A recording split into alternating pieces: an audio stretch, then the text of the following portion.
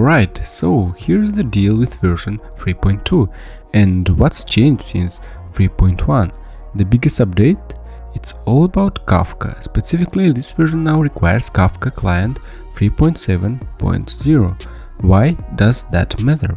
Well, Kafka 3.7.0 introduces something new called the Consumer Group Protocol. Sounds fancy, but hold up, it's still in early access. That means it's experimental, not fully backed, and definitely not something you should trust in production environments. It's like testing out a new gadget you can play with, but you wouldn't bet your life saving on it. Now, here's where Spring for Apache Kafka comes in. By default, Spring doesn't use this shiny new protocol.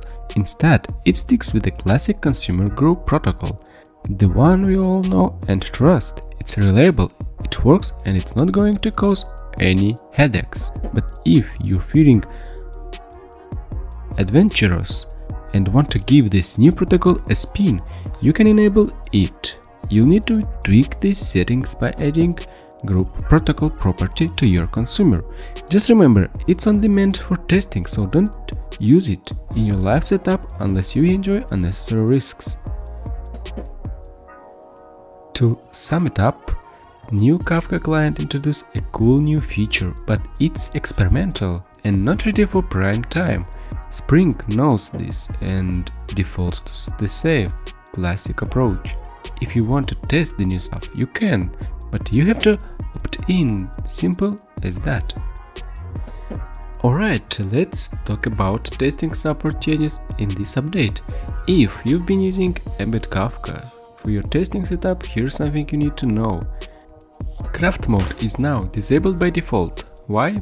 Well, turns out there have been some, let's just call them hiccups, when running tests with embedded Kafka in craft mode. Now let's break this down. If you want to use craft mode, you can still enable it manually, but here's the catch.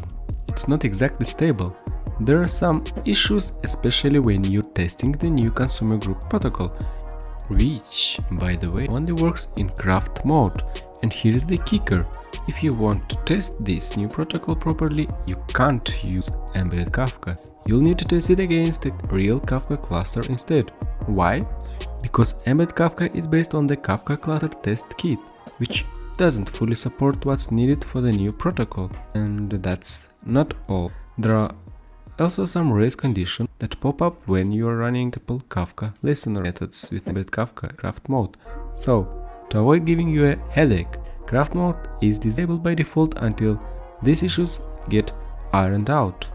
Long story short, if you're just going regular testing, stick to the defaults. Craft mode stays off. If you really need to test the new Consumer Group Protocol, be prepared to set up a real Kafka cluster.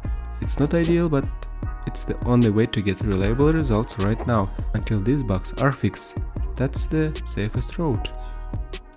Alright, let's talk about something pretty cool in this new Kafka update. Kafka Streams Interactive Query Support. They introduced new API called Kafka Streams InteractiveQuerySupport, and honestly, if you're working with Kafka Streams, this is one of those updates that makes you stop and go. Finally, here's the deal. In Kafka Streams, you have something called queryable stores.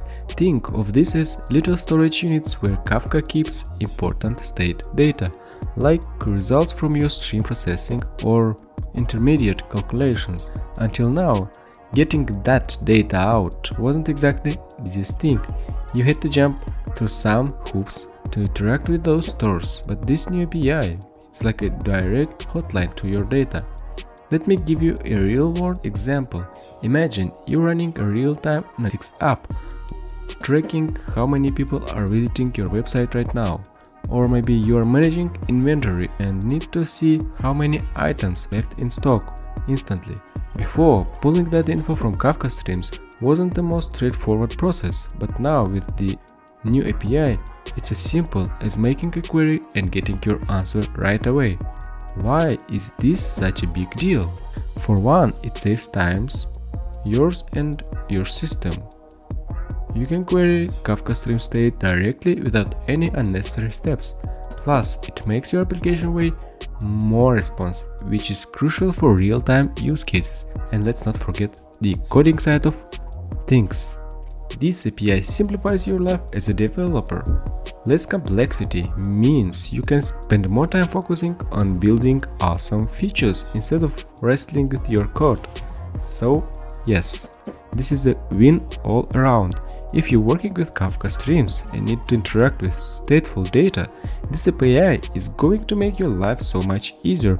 Definitely check out the documentation under Kafka Streams Interactive Support for the full scope. It's worth it. Alright, let's keep it going and talk about the new TransactionIdSuffixStrategy. If you're working with Kafka transactions, this one definitely worth paying attention to. So, what's new? They've introduced this shiny new interface called TransactionIdSuffixStrategy. It's all about managing the transaction ID suffix, which, let's be honest, is one of those behind the scenes details you don't think much about until it becomes a problem. Here's how it works. The default implementation for this is called default transaction ID suffix strategy, and it's actually pretty smart. If you got your max cache setting to something greater than 0, the system will reuse transaction ID with specific range.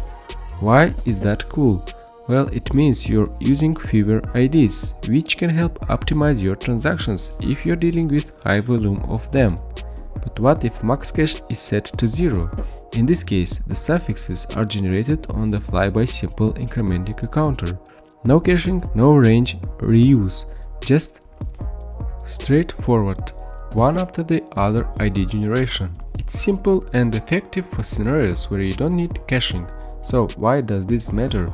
If you're working with Kafka transactions, having a strategy for managing transactional ID can help keep things more efficient, especially when scaling up. Plus, this new interface makes it easier to tweak or extend the behavior if the default strategy doesn't quite fit your needs. Alright, let's move to the feature that's sure to make life easier for anyone working with Kafka consumers. Async Kafka listener return.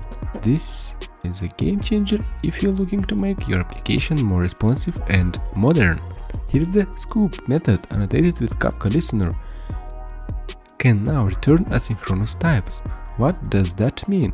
Well, instead of blocking while you process a message, you can return something like CompletableFuture, a monom, or even use Kotlin suspend functions. Yes, you heard that right.